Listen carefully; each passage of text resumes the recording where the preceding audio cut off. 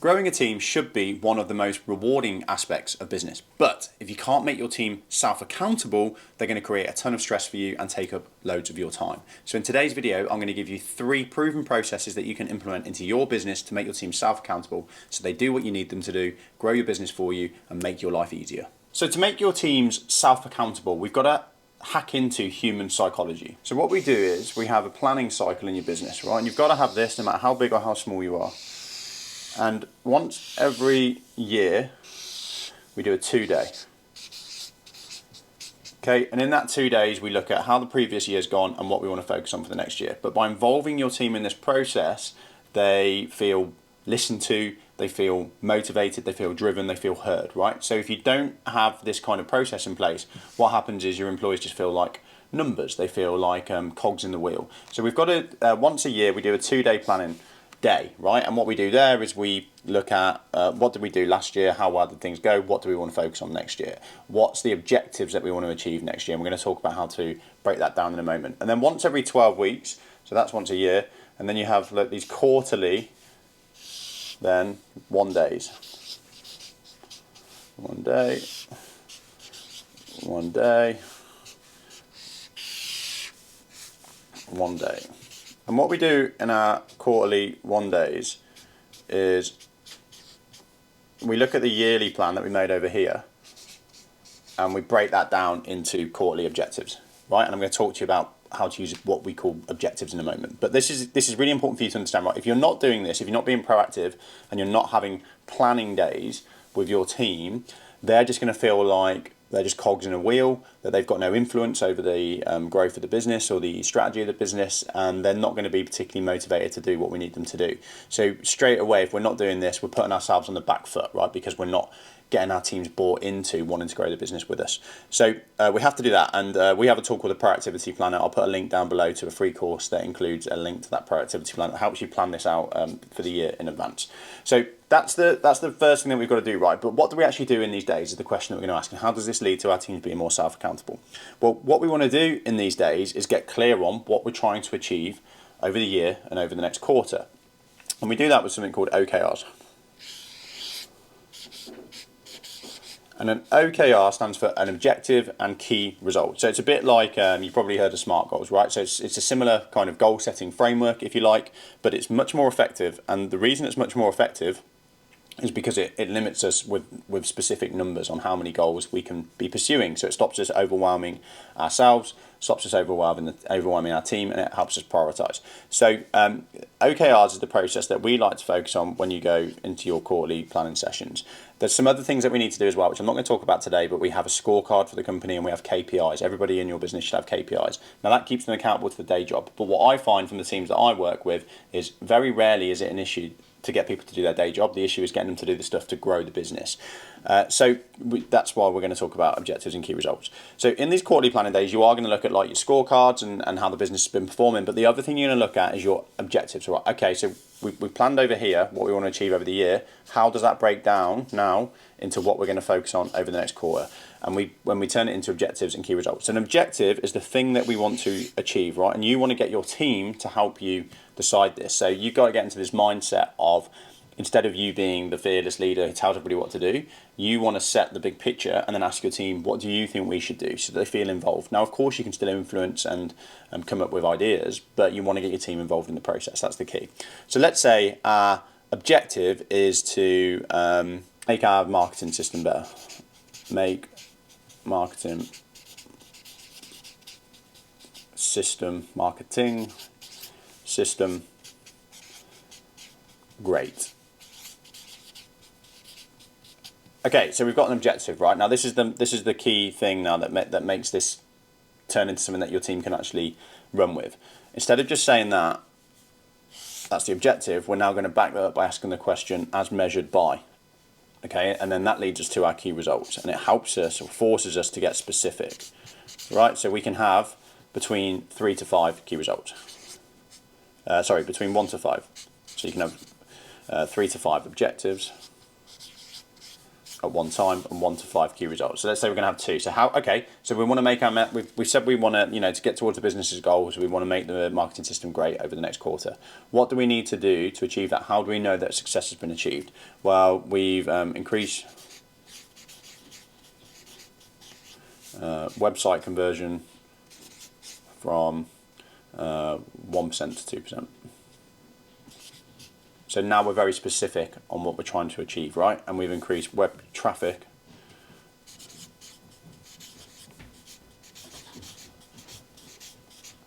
by 30%.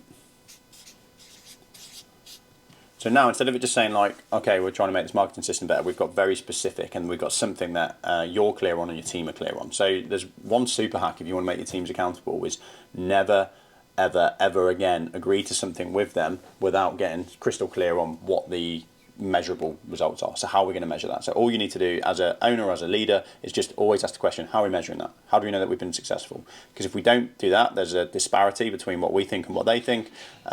It's not concrete in their minds, and then it doesn't happen. This is what happens all the time. So we've got to get really good at being specific about the results. Okay, now though, what we want to know is, how do we turn that? How do we keep people? How do we keep this alive? How do we make sure that people actually do this thing that they said they were going to do?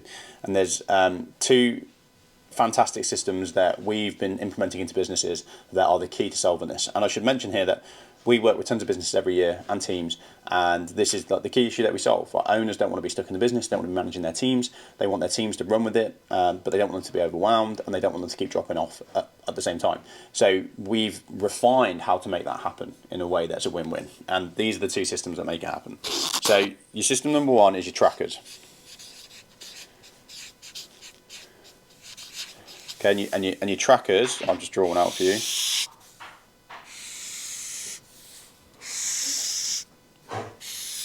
Work in 12 weeks, so I'm definitely not going to get this perfect as 12 weeks.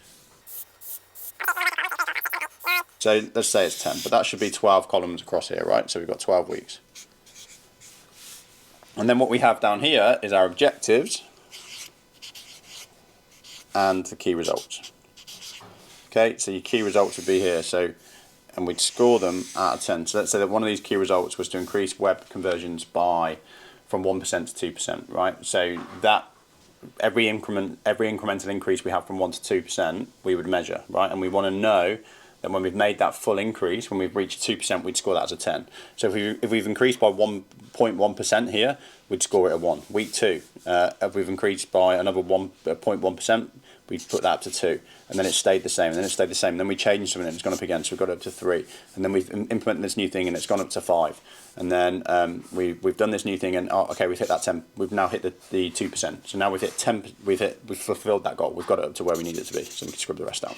So you do that for all of your objectives and all your key results. And what this does is it normalizes a culture of accountability that isn't reliant on you, the owner. Because I'll tell you what happens if you don't do this. You're not. Well, first of all, you didn't get clear on what the key results are. So that's mistake number 1. So not getting clear on key results. Okay, so that's mistake number 1 that most business owners make. And the reason for this is we don't like managing. We just assume that our team are like us, that they say they're going to do something, that they know what's in our minds, they're going to run with it. But it doesn't happen, right? So that's mistake number 1, missing that out. Mistake number 2 is we assume that they're just going to run away and get on with it. And actually what happens is, for a variety of reasons due to human psychology, if people aren't being checked up on, or they haven't got a system holding them accountable, will resist doing new things and pursuing new goals and gravitate back towards what we know, doing our day job. And the reason for that is fear of failure. Fear of failure, fear of the unknown, and this tendency to gravitate towards comfort. So that happens, and then what happens is you get to the end of the month, the quarter, and then you go and talk to your team, you're like, did you do that thing? And they're like, oh, I got busy.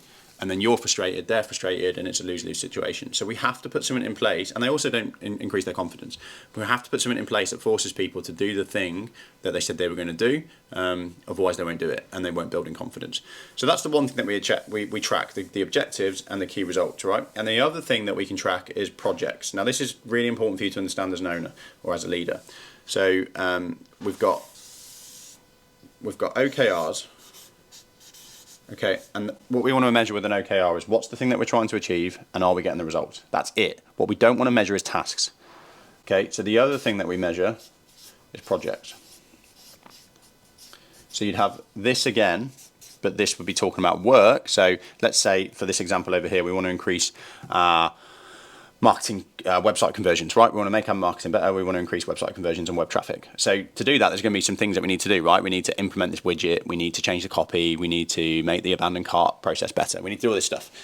Right. And what we don't want to do is write a list of tasks on our OKR tracker, because then we're ticking off all these tasks and feeling good, but they might not be working. We might not be getting the results from them.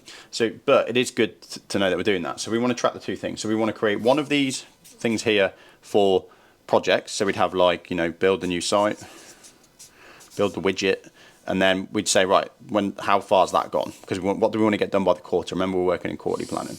So we'd say, how far's that gone? We go, all right, I haven't started it this week. I didn't make any progress. Oh, okay, I've got it. I've got the plan. Oh, it's building now. Oh, we've had a great week. We've built it. Oh, it's built. Great. Then we cross it out.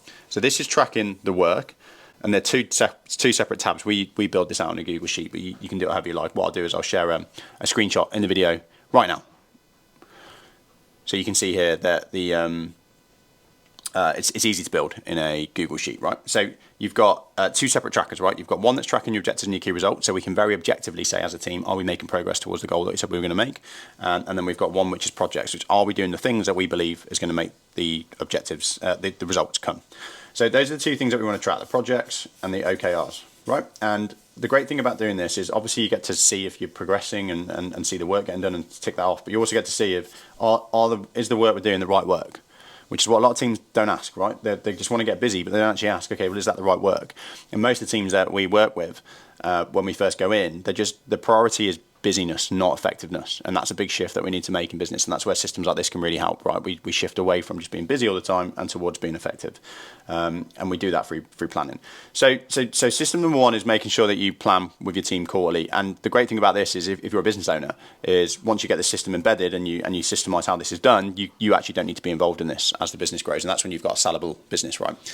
So that's system number one. Get them involved quarterly, and then make sure that in that we create OKRs so that the team's aligned to what we want to achieve over the next quarter. And it's not just something that you've passed on to them because you've read a book or watched a video or been on a course and you just dropped it all on them. There's a really important mindset thing that I want you to understand, is that people hate having change done to them, but they like driving change. So if you just come into your business every day or to your team and you just say, right, we're going to do all this new stuff that I've learned about, and you throw loads of tasks at them, they're going to be resistant, even if they're great ideas, because they haven't been involved in the process. Whereas if you say to them, oh, here's this thing I'd like to implement in the business, can I get your opinion on how we could do it? You're going to come to the same outcome. We're going to do this thing, but the approach that you're going to get from your employees is going to be very different. They're going to be very motivated to do it. So that's step one. Step two is building our trackers, right? So we need to create some clarity around what we said we were going to do and have something simple that we measure and can visualize that it's actually happening. And we're going to, in those trackers, we're going to create two things. What's the results that we want to get and how we're measuring that over the quarter? What's the work that we're agreeing to do and how we're going to do that over the quarter? And then the final piece then, so how do we make sure that this actually all happens and happens even if you're not around? And this is system number three. So let me just number these. 1, 2, and then system number 3 is your weekly meeting. Okay, and in the weekly meeting, which is well structured, it takes between 60 to 90 minutes, depends how you want to do it. I prefer the 90, but some businesses can get it down to 60 if they're nice and simple. In that weekly meeting, there's some key things that are happening, right? We are checking in on the OKRs, okay, and that takes 5 minutes. We are checking in on the scoreboard, which we haven't talked about today, scorecard, and that takes 5 minutes. So these aren't like in-depth discussions, these are how are these things going? How are we progressing? Right, is that good, bad? Do we need to carry on? Do we need to have a conversation about that? Okay, well, it's not progressing. I've been trying to do this thing on the website, I've come to a halt. Right, okay, we need to discuss that, but I'm going to show you where you do that in a moment. So we do 5 minutes on the OKRs, 5 minutes on the scorecard. We look at previous to-dos, which is also 5 minutes. So out of this weekly meeting will come separate tasks. And then, because that only takes us 15 minutes, that gives us a good, if we're doing the 90-minute meeting, that gives us a good hour to identify your issues and solve your issues. Okay, and that can go up or down a little bit. But that's the the key that brings all this together, right? And this drives up motivation as well, because your team feel like they're being innovative and creative. But the weekly meeting, what it does is it brings people together, and it's make sure that you're checking in on this and you're holding each other accountable to, are we doing this thing? And again, the great thing about doing your weekly meeting and structuring it and making sure it happens at the same time every week and systemizing it is that once that becomes embedded in the business, you don't have to do it.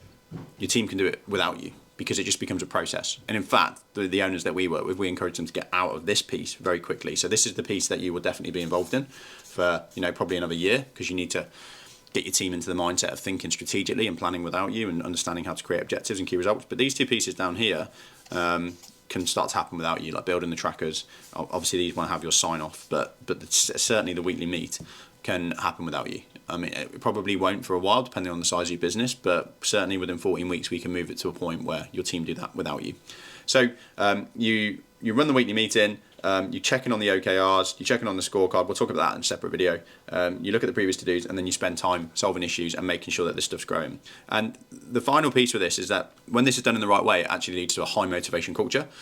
So most owners are worried about stressing their team out, right? And that's perfectly reasonable with the culture that we live in today, where the internet's constantly talking about mental health and people being stressed, and how much you're made to feel like a bad person because you're a business owner, and you know there's so much language around how we're exploitative and all this stuff, and it's a load of nonsense, right? So there's a lot of pressure on us to not put pressure on our team. But if we don't put pressure on our team, we drift towards a culture of averageness, where the business isn't growing and where people aren't motivated because it's just boring, right? So what we've got to do is find the happy medium. We don't want to put loads of pressure on our team and stress them out. And this is what most businesses do. They get stuck in this cycle bouncing between lack of clarity, lack of goals, boring, just stagnant, and then owners go through these frantic stages of, all right, we've got to grow, or we've got to fix this problem, and then we're not very strategic with it, so then we put loads of pressure on our team, and then everybody's stressed, and then we keep bouncing between the two. And what we want to get to is a culture of enjoyable growth, and that's what these systems will do. These systems will make it the normality, or the norm in your business, that we're focused on growth, that we've got goals that we're going to achieve, and that we've got a system to help us keep accountable to those goals, and, this is the key piece, support each other in that process. And when you position this and deliver this in the right way, it's a massive contributor to the culture of your business, because what we're saying is we want the business to grow. We're focused. These are the things that we want to improve. We want to get your involvement. We want to get your input into what you think that should be, so people feel listened to and heard straight away. And then we're going to hold ourselves accountable. But if we get stuck or things don't work, that's fine. We're going to support each other through that process. Obviously, if you've got somebody that's just not doing what they need to do because they can't bother, then they'll tend to self-manage themselves out when you've got a system like this in place. But this actually drives motivation because you position it in a way that we're here to support each other. Something else that I'll say, and then we'll move on, is when you're setting your objectives and your key results, if you achieve 100% of your key results, they were too easy. So this is a big thing that we work with teams and mindset on, is a lot of us are terrified of failure. We're like, we don't want to set goals because we're scared we're going to fail. And then what we do is we set safe goals that aren't very motivating and that don't really improve the business. So we've got to overcome that mental hurdle. So what we do is we say, set key results around your goals that if you only achieve 70% of them, that's still cause for celebration. And then what that does is it repositions it in our mind that, okay, it's not either success or failure, that's a stretch goal and it's progress, and we're celebrating and measuring progress. So that's another little mindset tip for you. And I'll do a whole separate video on how the art of doing OKRs well, because it's a bit of a process that I think we can struggle with and we can feel a little bit overwhelmed with. But I'll do a whole video on how to do them in a way that's positive and effective. So those are your free systems. You've got your quarterly planning that you need to do, so you can get the Proactivity Planner in the link below. What I'm going to do is give you a link to our free Employee Motivation 5-day micro course. So the Proactivity Planner, this piece here, is in there, and with a guide on how to do it, with a video from me. So that's system number one. System number two is turning your objectives, your OKRs, into trackers. Okay, so we want to track what's the actual things that we're trying to achieve and objectively measuring progress, and what's the projects that we're doing to get there. And that really helps your team get organised and structured. One of the things that will fall out of this is you'll realise that you probably overstretch your team, and that your team overstretch themselves, and that we overcommit ourselves because we don't truly understand our capacity and what we can do. So normally in the first cycle of doing this, the first quarter, most teams that we work with realise that they're trying to do more than what they've actually got the capacity to do, which is a good thing, right? Because you come to the end of the quarter and you're like, okay, we actually don't have the capacity to do that many things. So what we need to do is do fewer things really well. and that leads to your business really growing and people having a great time. So that's system number 2, your trackers, and then system number 3 is a well-structured weekly meeting. You have those 3 things in place, your team will be self-accountable. Right, they'll just start taking care of business themselves without your heavy involvement, and that will take the pressure off you. And I can almost guarantee that if you're frustrated with your team not doing what you need them to do, or not doing what they said they were going to do, it's because these things are missing, right? You're either not getting them involved in the first place, so they're not motivated or really bought into it, or you are, but you're not clear. So actually you think you know what they want and they think they know what you want, but there's a disparity between those 2 things. So we're not getting clear. So that's where your trackers just help us get really crystallized, these 2 pieces here. And then the final piece is you haven't got something like a weekly meeting which is reminding them every week that this is going to happen, and that if it's not, we need to have a conversation about it. Because if you let people slip off the wagon, and we're just as bad as business owners, we'll let things slip, right? So put those 3 things in place and you will create a culture of self-accountability that is systemized and will carry on working without you. Win-win. Who doesn't want that in their business? If you've got any questions or comments, please do stick them below in the video. You can grab our free employee motivation course, which is banging. We should charge for it. We used to charge for it. We're giving it away for free for 2 reasons. It helps us fulfill our mission of helping 5,000 business owners every year put employee motivation on automation, so that it's not reliant on them. So you can get that for free. And then the second reason that we put that out there is because obviously we get to build our database and get to communicate with you and work with a percentage of you moving into the future. So it's the reason I talk about that is because I don't want you to think, oh, it's free, it's not very good. It's absolutely amazing. It changes businesses. Go and have a look. Use the link down below. And I'll look forward to seeing you in a future video.